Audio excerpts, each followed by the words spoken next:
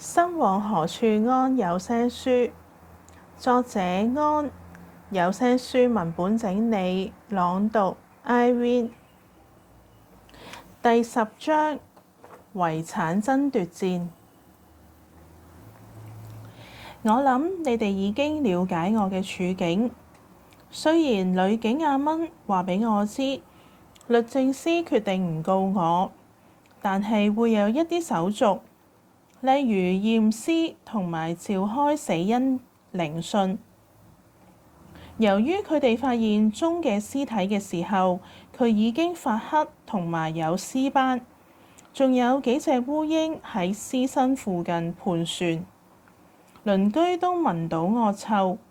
佢哋懷疑我毒死佢，所以要解剖。由於種種理由，我根本唔能夠出院，而醫生其實係可憐我，先酌情俾我間中放1、2日假。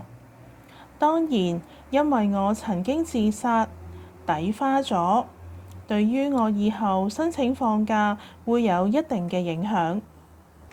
人死咗，通常就有遺產爭奪戰。有一點係好現實，鐘喺度嘅時候，我係奶奶嘅新抱；鐘唔喺度嘅時候，我就係爭奪鐘嘅遺產嘅一個對手。我知道鐘嘅屋企人曾經好多次去到鐘嘅公司人事部商討遺產嘅事。佢哋仲喺報章雜誌同埋電台講鐘俾我害死嗰件事。有時唔知係幸運定係不幸，我喺青山同外界冇聯繫。如果我唔係斷絕同外界嘅溝通，我諗我嘅情緒一定會受到好大嘅打擊。我真係流咗2年嘅眼淚。原諒別人容易，原諒自己好難。命運之神一直挑戰我嘅勇氣。我嘅前半生冇一樣係我嘅意願。細個嘅時候喺寶血兒童院嘅無知，喺寄宿學校飽受欺凌，喺台灣絕望裡面嘅掙扎。其後發覺自己有精神病，到後來鐘嘅事，我唔知幾時先至可以選擇自己嘅人生。命運之神一直同我玩遊戲，半點選擇同埋機會都唔俾我。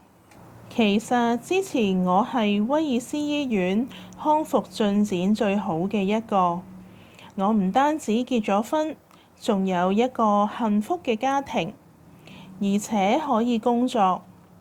但係而家一切都消失啦。我哋本來準備移民澳洲，因為我哋都好鍾意大自然。鐘想讀一啲環保嘅課程，因為佢本來想喺天文台工作，而我想繼續我嘅大學夢。但係呢啲一切都喺1分鐘之內化為烏有。鐘係俾洗手間僅半寸高嘅水浸死，而我跳地鐵路軌都死唔去。生有時，死有時，人生嘅際遇一啲都唔由人。好啦，你知道我最後決定唔去尋死。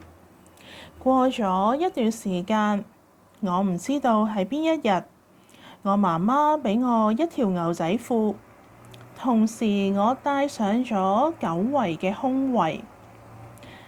嗰啲警察，包括女警阿蚊，用警車送我去到灣仔高等法院。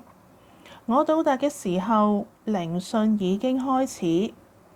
我睇見我嘅主診醫生，同埋以前喺威爾斯醫院幫我做心理輔導嘅張博士。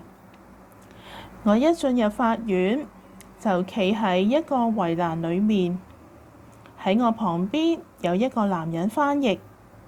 法官問啲乜嘢，我已經唔記得咗。最後嘅裁決係鍾死於自然。